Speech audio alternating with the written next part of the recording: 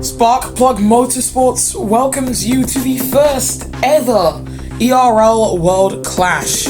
It's a collection of 3 of the greatest races across the entirety of the ERL combined in a 3-race dash before Saturday the 24th of May's first ever ERL World 500. And before that, we are headed to Miami, but before we even touch the track at Homestead, we have to take a look at our drivers and teams. Starting off with the 1 and 2 at Next TV TCR. Revo, the new 4-time Formula E World Drivers Champion, will be driving car number 1 for the World 500 and the World Clashes, and alongside him, it's his first teammate, U-Cable, in the number 2 car. Then at DS Virgin Racing, the British team in purple field a lineup of Ray Shen in the 3 and Awful Catfish, the reigning ERL World Champion, but unfortunately he was not able to defend that title. He's driving car number 4 and has the helmet of Dan Weldon, who he's paying homage to throughout this entire World Clash. Then at Venturi, the 5 and 6 have the Italian Francis Austin, and alongside him, the Dutch, the Red Devil. A lot of those in there. And for these two, they're gonna try and bring a lot of glory to the Monaco-based team compared to what they're currently looking at in Formula E. Then at Faraday Future Dragon Racing, originally just Dragon Racing, but Faraday Future came in and said, we will pay for your expenses. Ica World, the man currently second in the Formula E standings, will be driving the 7, and alongside him, Oscar Falstad in a flipped suit, and he would have been driving a flipped delivery as well, but unfortunately Monoposto doesn't allow for that. Then, Renault Edams.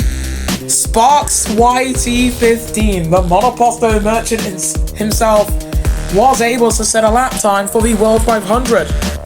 And he's driving car number 9, and alongside him is the 10 of B Dragon Sonic, who is also wearing a tribute helmet, this time for Sebastian Buemi, the 14-time Formula E race winner. Then at App Schaeffler Audi Sport, as you can see, not enough characters for the entire name to be fit into the text box. Remy Laboy drives car number 11 with a helmet promoting Good Heart, which I believe is a pet cemetery or something like that. In the 12, we have Nevin Colby of Malaysia, the second Malaysian driver and the first, I believe, to come out of the IndyCar grid. Most of these drivers are either the guest driver Sparks YT or from the Formula E series. This is where it gets interesting.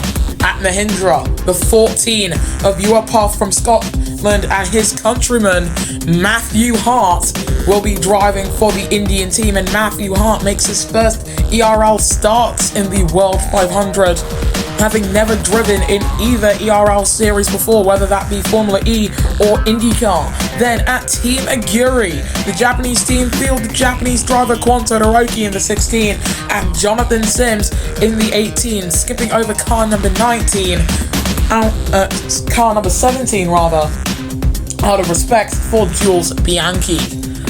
Then at Amlin Andretti, Sebastian Ocampo will be driving car number 19, and alongside him, his season 13 teammate Daniel Bogdasarov in car number 20 is expected to make at least a small splash in the field. And finally, the last 2 drivers of the lineup at Trulli Formula E team, Charles Hernandez in the 21, and partnering him, Scatterlin Rossack of Switzerland. Touching down here in Homestead, and Revo will start this race from the pole from Sebastian Ocampo and B Dragon Sonic. Then it's U-Cable starting 4th from Jonathan Sims and Awful Catfish. Oscar Falstad will start 7th from Niven Colby and Scatterlin Rossack. Then it's Kwanto Todoroki, Sparks YT15 down in 11th from Ica World and Ray Shen. Then it's the Red Devil, Matthew Hart, Charles Hernandez and Bogdasarov, with the last 3 drivers being Austin, Uapath and Remy Laboy. Shorter races for the chase clashes. Revo starting on pole with Ocampo alongside. All 5 lights go on. And the first ERL World Clash in Miami is underway. Good start from the top 4 in this 5-lap exhibition race. Good move from Ocampo getting down the inside, and already Kwon Todoroki with a 5-second time penalty. Revo's dropped to second and almost collided with the Andretti driver in front of him. The next EV man in the slipstream of Ocampo right ahead. B-Dragon Sonic fighting with U-Cable, having to throw it around the outside and taking third position in front of him. Sims driving for Team Aguri in that number 18 car. He's moved up into 4th. U-Cable has had a shocker of a start for the next EV driver, and for Sims, it's been a magnificent start. He's moved up into 3rd. Can he try and close up to Revo in front? He can't, because Revo is lunging down the inside alongside with Ocampo. Remy LeBeau with a 5-second time penalty. What can the Italian 4-time ERL Series champion do? He can only hand on to 2nd position. You can see U-Cable getting passed by Niven Colby and Stadlin Rossack for the Trilly up into 7th position in that number 22 car. U-Cable in the 2. In the slipstream of Jonathan Sims. Attack mode not available yet. For some of these drivers, it's their first time in the O2 machinery. For some of these teams, it's their first reappearance in the ERL since Season 1. And by some of these teams, I specifically mean Aguri and Trilly. And for lap 2 of 5, Ocampo's blasted off. He's about a second, maybe about 4/8 of a second in front as Sparks YT15, his first time in the electric machine. He's really struggling in the 9. He is, however, making his way past a handful of drivers. Shen in the 3 going alongside with the British driver. Ocampo with the fastest first sector of anyone. As you can see, Matthew Hart making his first ever ERL start. Sparks YT15 also making his first ever ERL start. As Hernandez going alongside with a Britain. And he's up into 12th. It's Catfish driving for Virgin with a 5-second time penalty. Back at his home team, his first ever team, is Francis Austin further back getting a time penalty. Look at how close these guys are. Colby really hammering it down to Kwon Todoroki and Stadlin Rossack.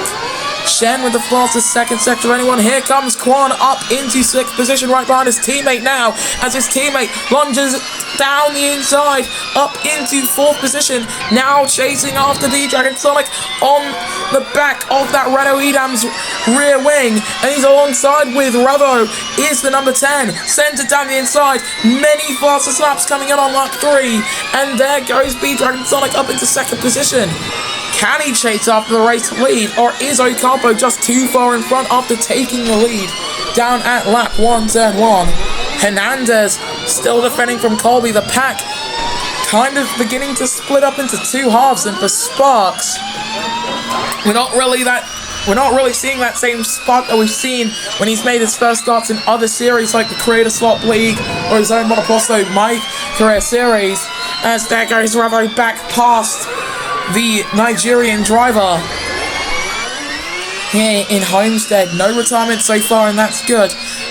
And while all the clashes will start with standing starts, once we make our way to Illinois for the World 500, there will be a clash there before the World 500 proper. The World 500 itself will be done with a rolling start, which should mean that we get some very close action immediately. And you can see the action out in front.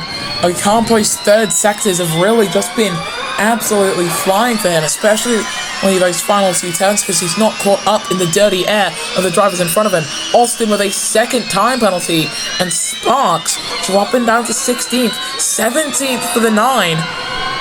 He's going to have to pick up the pace here, as Kwon going alongside with his own teammate Jonathan Sims. We go on board with a Britain. A lot of British drivers in the field. And here comes the one of them that's driving for the Japanese team, and partnered with, of course, a Japanese driver. Kwon originally wanting to drive for Andretti, but Bogdasarov taking the seat before him, and Daniel himself down in 18th. Not too sure if that was the smartest decision from the Amlin Andretti team. As Kwon closing up to the back of U-Cable, that's Catfish going alongside his own employer in Jonathan Sims, going alongside Quan, and can he go alongside his fellow ERL Series champion, U-Cable? Not quite close enough to do so yet. Remy LeBeau further back, 10-second time penalty, and you can see why. It's a real crunch point, that breaking point before the end of the second sector. And even then, these soft tyres holding up remarkably well on lap 4 of 5.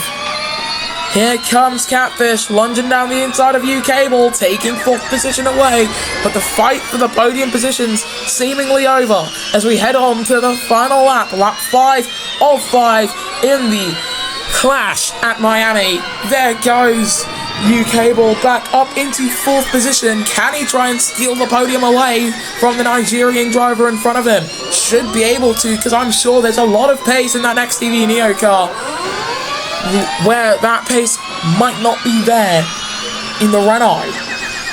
But for Ocampo, heads through the second sector. And this has really been the sector where he's been the strongest. He's got Revo chasing him down, using attack mode. Meanwhile, U-Cable chasing down V-Dragon Sonic. He'll be using attack mode as well, heading into this breaking point. 2 less cars than in either Formula E or in IndyCar for the World 500. That's what makes it special. And for Revo, he's still hounding him. He's still trying to get closer to the back of Ocampo. And for Ocampo, I think he's just about done what he's needed to hold on to the win for the first Clash at Miami. This should go to the 19. Qualifying for the World 500 has taken place before all of these clashes have. And for the man who will be starting the World 500 from the pole position, Sebastian Ocampo will take victory at the ERL World Clash at Miami. U-Cable just not quite close enough to take 3rd away. If there was an extra lap, he surely would have. The Sparks YT15 will come away from this with a 13th place classification. A lot of learning needed for him. And of course, this is the podium. Formula E champions Ocampo, Revo, and V-Dragon Sonic all on top of it with these suits, which have been quote-unquote standardized across teams, but if you ask me, they just kind of look like Power Ranger suits. For better. Only for better. But as for the rest of the finishing order, you have U-Cable, Jonathan Sims, Kylan Rossack finishing in 6th for Troy. Then it's Oscar Folstad, Quan Todoroki, Niven Colby, and Arthur Catfish from Shen, Ica World, Sparks YT15, Matthew Hart, Charles Hernandez, Dalla Boctasaro, Viewer Puff, the Red Devil, Francis Austin, and Remy LeBeau.